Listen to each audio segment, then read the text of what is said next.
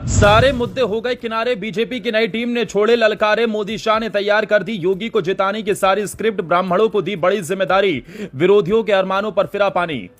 कौन है वो सारे बीजेपी के योद्धा जो संभालेंगे यूपी में कमान, छिड़ा सियासी संग्राम, दिल्ली तक हो रही मोदी शाह के फैसले की चर्चा, नितिन नवीन की टीम में दिखेंगे धुरंधर योद्धा, योगी ने बजाई ताली। ब्राह्मणों की नाराजगी दूर करने को बीजेपी का दिखा खास मिशन, बढ़ गई विपक्ष की भयंकर टेंशन, क्या काम करेगा मोदी शाह का ब्रह्मास्त्र, यूपी में यूजीसी का मुद्दा भी हो गया अब शांत।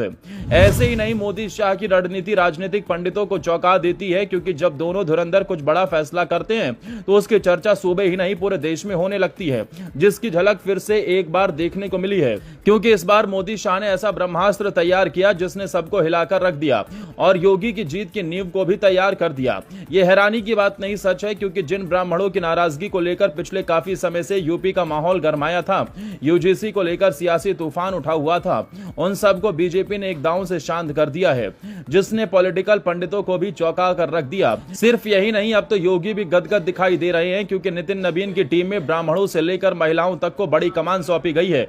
लेकिन यह फैसला क्यों लिया गया, इसके पीछे की क्या कोई खास वजह है, चलिए आज आपको सब इस वीडियो में बताते हैं। दरअसल सबसे ज्यादा ध्यान हरीश द्विवेदी पर गया है, क्योंकि बस्ती से आने वाले हरीश द्विवेदी को राष्ट्रीय महामंत्री बनाया गया। पूर्व सांसद रहे हरीश लंबे समय से संगठन में सक्रिय हैं और ब्राह्मण समाज में उनकी मजबूत पकड़ मानी जाती है। राजनीतिक जानकारों का कहना है कि ऐसे समय जब विपक्ष लगातार ब्राह्मण नाराजगी का मुद्दा उठा रहा है, तब राष्ट्रीय स्तर पर एक बड़े ब्राह्मण चेहरे को संगठन के सबसे बड़े ताकतवर जिम्मेदारियों में शामिल करना साधारण फैसला नहीं माना जा सकता। बीजेपी का संदेश साफ दिखाई देता है कि ब्राह्मण नेतृत्व आज भी पार्टी की रणनीति के केंद्र में है और उसे लेकर किसी तरह का भ्रम नहीं रहने दिया जाएगा। यही नहीं, अमेठी में राहुल गांधी को हराकर राष्ट्रीय पहचान बनाने वाली स्मृति ईरानी को भी राष्ट्रीय महामंत्री बनाया गया। स्मृति सिर्फ एक नेता नहीं, बल्कि बीजेपी के सबसे आक्रामक प्रचारक चेहरों में गिनी जाती हैं। महिला वोटरों, युवा वर्ग और शहरी मतदाताओं के बीच उनकी पकड़ मजबूत मानी जाती है। ऐसे में 2027 से पहले उन्हें बड़ी जिम्मेदारी मिलना इस बात का संकेत माना जा रहा है कि बीजेपी चुनावी अभियान को और धारदार बनाने की तैयारी कर चुकी है। यानी एक तरफ ब्राह्मण चेहरा, दूसरी तरफ महिला नेतृत्व, दोनों को संगठन के केंद्र में रखा गया है।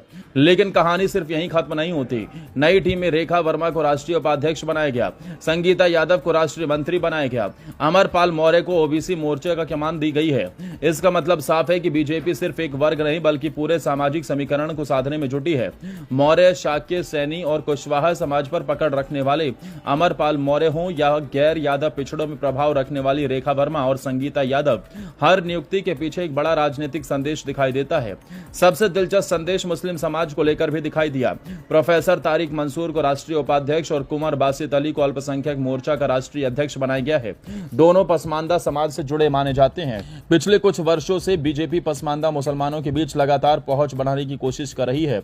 ऐसे में इन दोनों चेहरों को राष्ट्रीय स्तर पर आगे करना सिर्फ संगठनात्मक फैसला नहीं, बल्कि चुनावी रणनीति का हिस्सा भी माना जा रहा है। यही कारण है कि अब राजनीतिक गलियारों में यूजीसी जैसे विवादों और ब्राह्मण असंतोष की चर्चाओं को भी इस फैसले से जोड़कर देखा जा रहा है।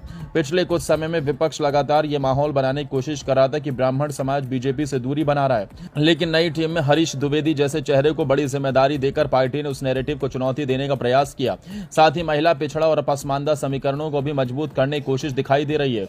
इसलिए कई राजनीतिक पंडित उसे मोदी शाह का नया ब्रह्मास्त्र बता रहे हैं। अब सवाल यही है कि क्या यह सिर्फ संगठन का विस्तार है या फिर 2027 की चुनावी पटकथा का पहला अध्याय, क्योंकि उत्तर प्रदेश में चुनाव जैसे जैसे करीब आएंगे वैसे वैसे इन चेहरों की भूमिका और बढ़ती दिखाई देगी। फिलहाल इतना जरूर साफ है कि नितिन नवीन की नई टीम के जरिए बीजेपी ने एक साथ कई संदेश देने की कोशिश की है।